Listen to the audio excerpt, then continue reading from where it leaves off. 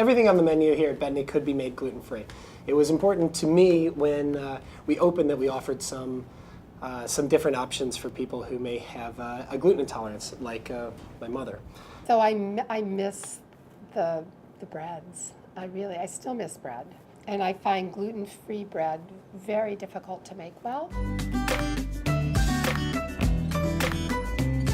I'm Bryce Shuman. I'm here at Betony Restaurant in Manhattan, and I'm here with my mom, and we're going to make some gluten-free caraway rolls. Yeah, sounds good. I'm going to start with my dry ingredients here in the mixer. Here's some soy protein. The proteins are here to add structure to the dough, because a lot of times gluten-free breads are like a batter, and you have to pour them, and they're like in a Making a roll with them is almost impossible. Right. Now, wet ingredients. This is some molasses. The molasses is also for flavor. And the color. A little bit of color, for sure. Now we're going to mix that, get it going nice and even. Then we're going to add our water. Again, we're going to add the water slow.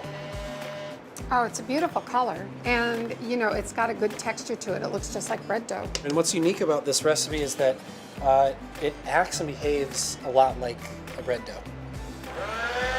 And it tastes like bread. Okay, now we know we're about there. Yeah, looks good. Now we're going to portion our dough.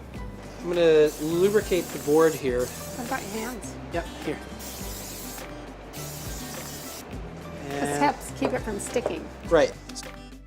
So whenever I portion the bread, I always sort of roll it into a little log here. I do that too. Yep. It's like the best way.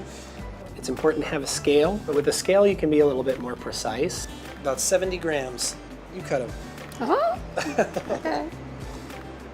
So the weighing just helps to make sure that you have the same size 70. rolls. Perfect. You're perfect. Oh. Now we're going to start to roll these. Okay. And you want to make sure it's nice and smooth, nice and even formed, okay? We're going to spray this next. Then we'll go ahead and we'll start lining them up. There it is. It's beautiful. Okay. Now you're going to wrap to insulate. Just a loose covering of plastic wrap here. All right. It's going to make sure we maintain all the moisture in there and the heat as it rises. You want to be really careful at this moment in time because you don't want it to degas. You want it to stay nice and large like this, but they're forming these little feet underneath, and I don't want the little feet. So I'm going to very carefully, I'm going to pick this guy up here, and then I'm going to use this hand here, and I'm just going to tuck under just a little bit. That works really well.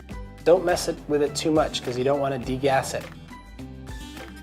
So now we have some water. Okay, the water is going to help with the color. Okay. And adding moisture in the environment. Then we're going to score. Now when we score, it's going to be very gentle. Right. It's just a little guy here.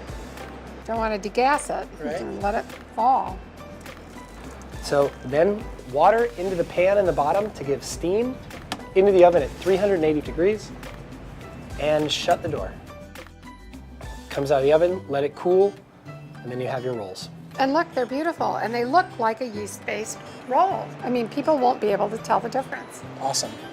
And we'll serve these for dinner.